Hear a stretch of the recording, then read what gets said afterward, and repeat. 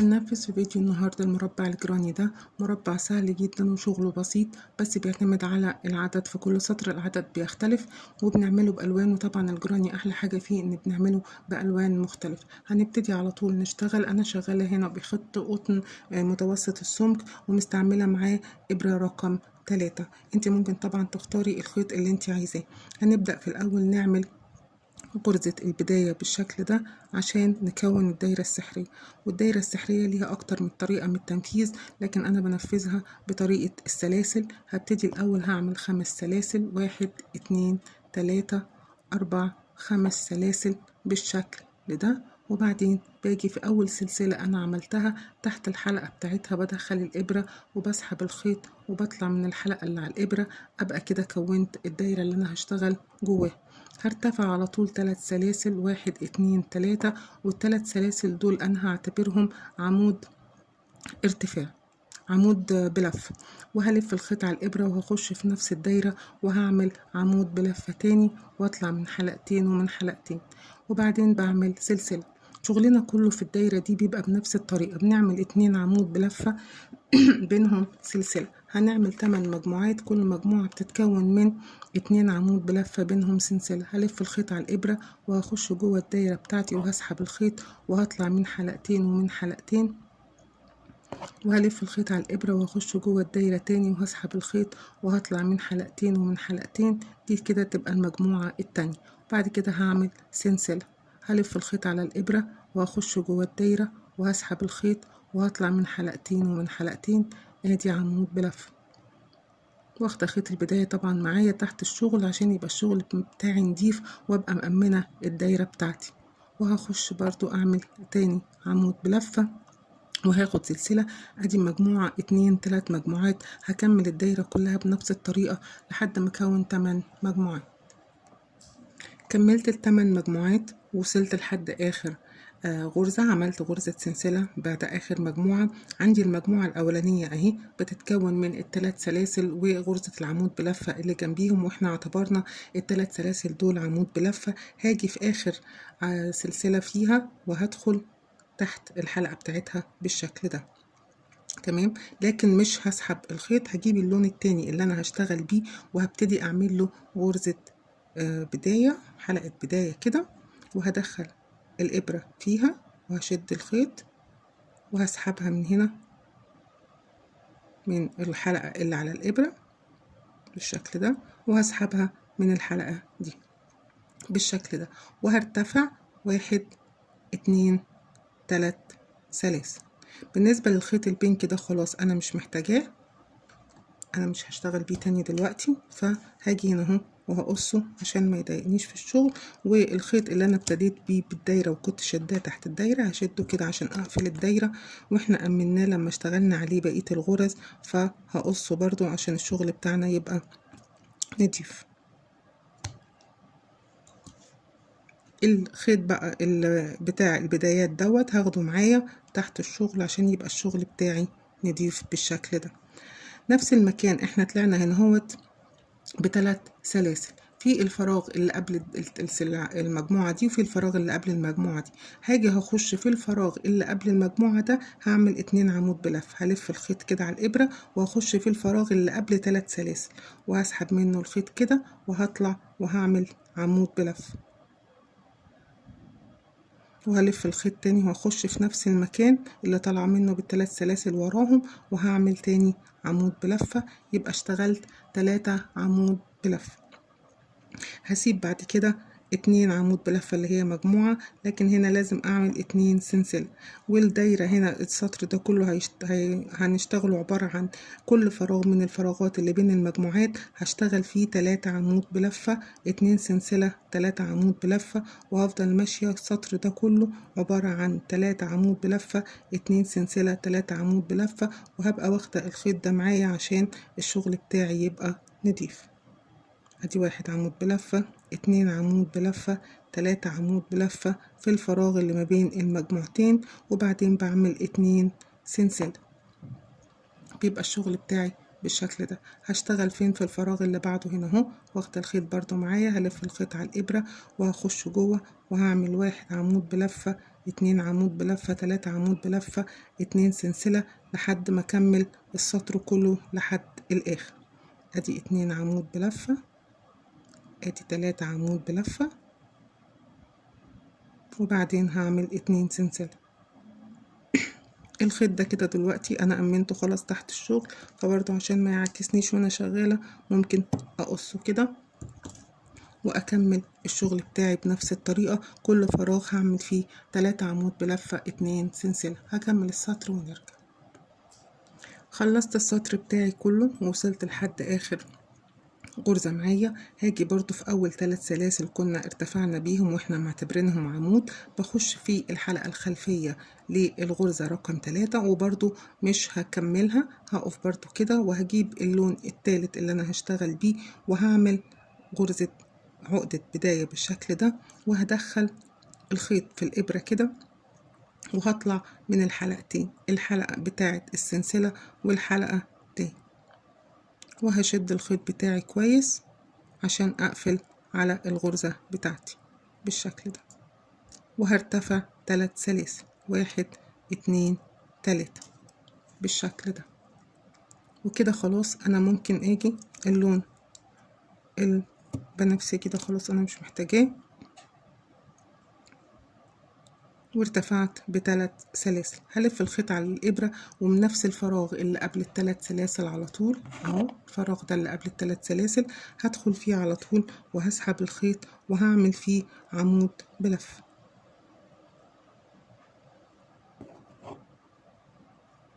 بالشكل ده، وهشد الخيط ده برضو وهاخده معايا زي ما اتفقنا في الغرز التانية. هنشتغل ازاي السطر ده؟ هنشتغل السطر دوت جوه الفراغات اللي احنا عملناها بين المجموعات ديت. هشتغل 2 عمود بلفة، 2 سلسلة، 2 عمود بلفة. هلف الخيط على الابرة وهخش في الفراغ اللي بعديه على طول وهعمل 2 عمود بلفة. ادي اول عمود بلفة، هلف الخيط على الابرة واخش في نفس المكان وهعمل تاني عمود بلفة. عملت 2 عمود بلفة وهعمل 2 سلسلة، وفي نفس الفراغ برضو هلف الخيط على الإبرة وهدخل فيه تاني وهعمل 2 عمود بلف، 1 2 بالشكل ده. هتنقل على طول للفراغ اللي بعديه بدون ما هاخد اي غرز تانية معايا او اي حاجة. هلف الخيط على الابرة وهخش في الفراغ اللي بعده وهعمل 2 عمود بلفة، 2 سلسلة، 2 عمود بلفة، وشغلنا كله هيبقى طول السطر 2 عمود بلفة، 2 سلسلة، 2 عمود بلفة في كل فراغ بالشكل ده. ادي 2 عمود بلفة، 1 2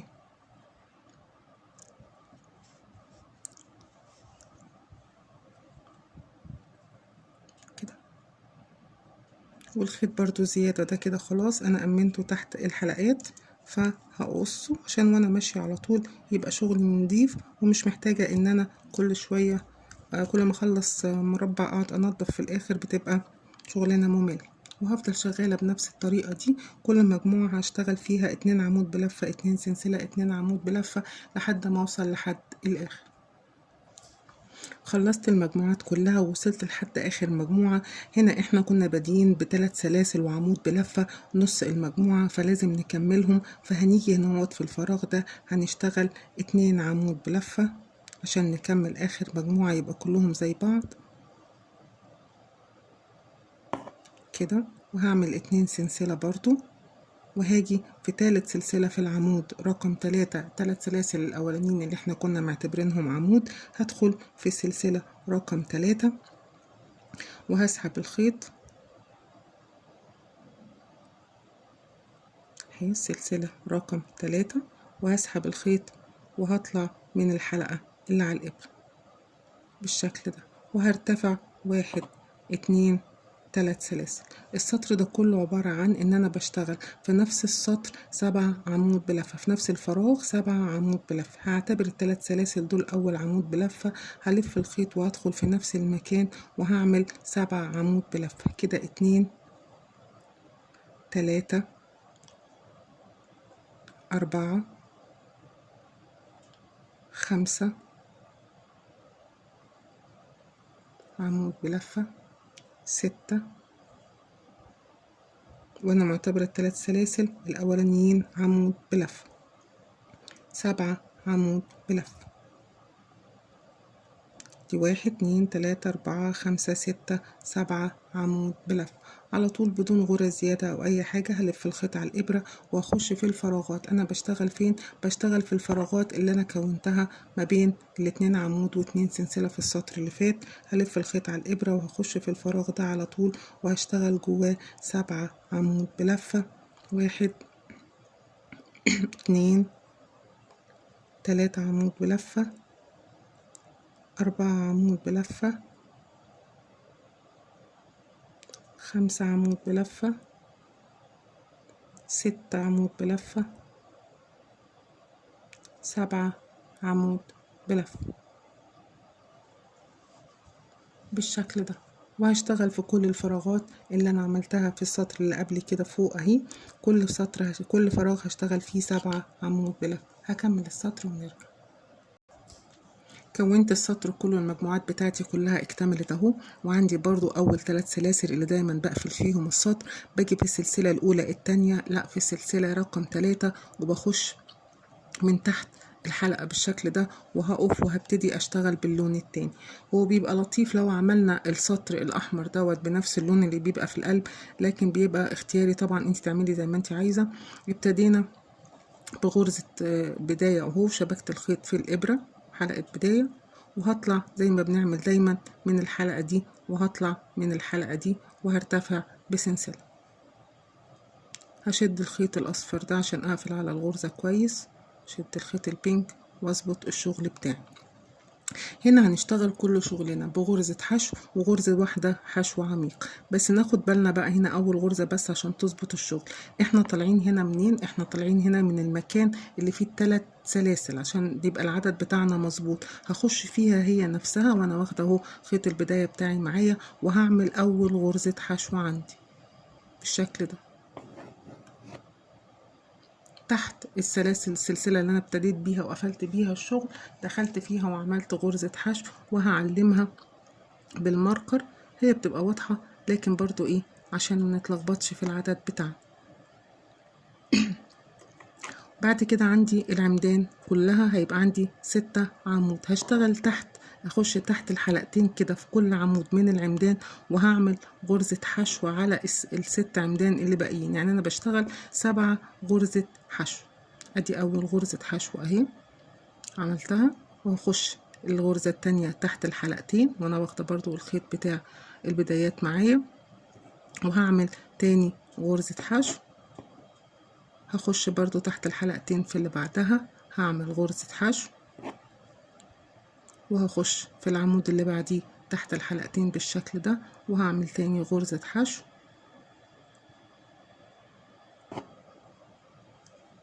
وهخش في اخر غرزة اهي وهعمل غرزة حشو. كده معايا كام غرزة؟ 1 2 3 4 5 6، واخر عمود معايا هدخل فيه وهعمل غرزة حشو. وفي الحالة دي ممكن اقص الخيط الاورنج اللي معايا، خلاص انا مش محتاجة. غرزة بقى الحشو العميق هشتغلها فين؟ شايفين الفراغ ده؟ لا ماليش دعوة بيه، في الفراغ اللي تحتيه بتاع السطر اللي تحتيه هدخل من تحتيه كده عادي خالص من جوه اهو. شايفين فين؟ في الفراغ اللي تحت، وهسحب الخيط كأني هعمل غرزة حشو وهرتفع بيها لحد فوق وهقفلها بالشكل ده. هاجي بعد كده هعمل 7 غرز حشو عادي. ادي 1 2 3 4 غرز حشو في راس العمود، بخش تحت الحلقتين 5 غرزة حشو، 6 غرزة حشو، 7 غرزة حشو. بشتغل غرزة الحشو التانية فين؟ مش في الفراغ ده، في الفراغ ده بخش تحت كده جوه اهو في الفراغ اللي تحت، وبسحب الخيط كأني بعمل غرزة حشو، وبسحب الخيط لحد ما يبقى طالع لفوق وبعمل غرزة حشو. بيبقى شكلها كده.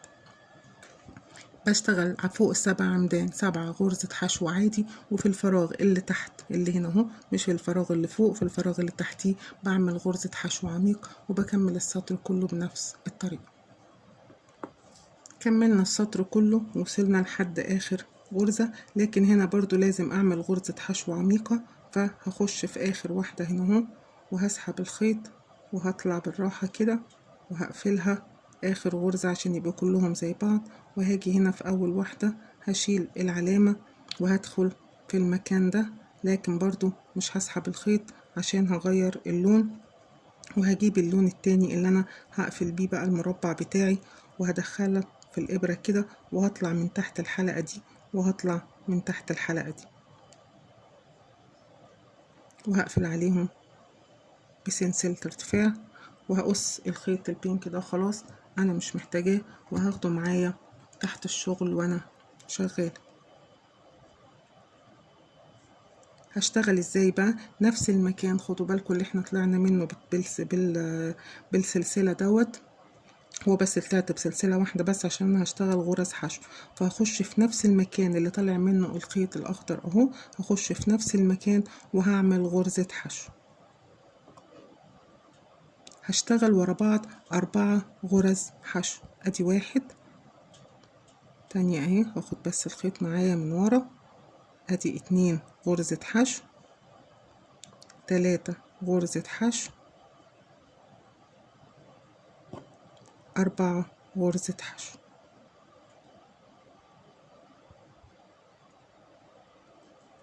تمام. وممكن برضو اقص الخيط ده عشان يبقى ماشي بشغلنا نضيف وما يضايقنيش.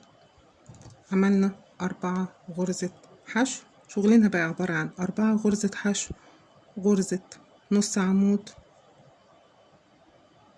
غرزتين عمود بلفة،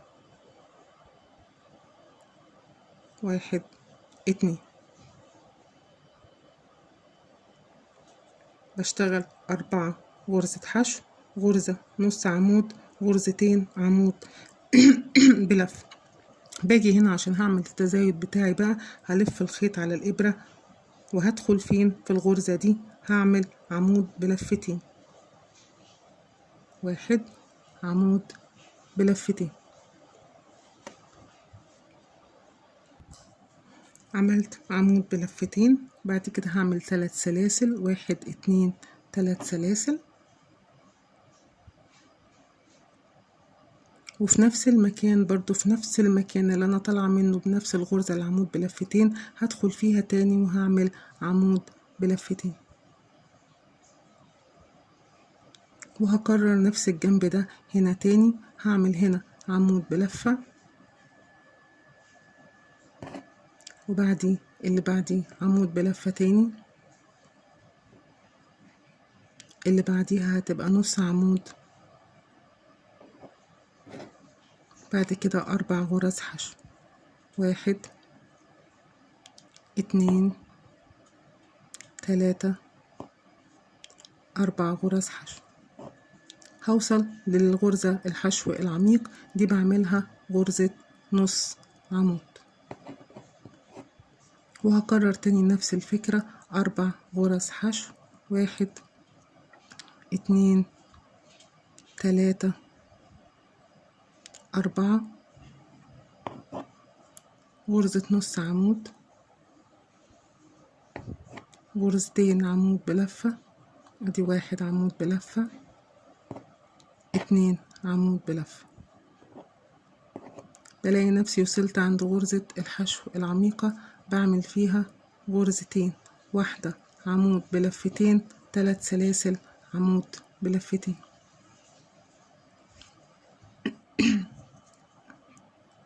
1 2 3 سلاسل، وفي نفس الغرزة برضو هعمل غرزة عمود بلفتين، وهكرر نفس الشغل. هنا عمود بلفة، عمود بلفة، نص عمود،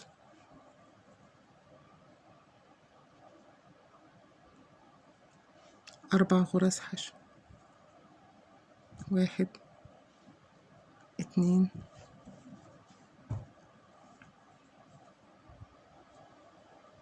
3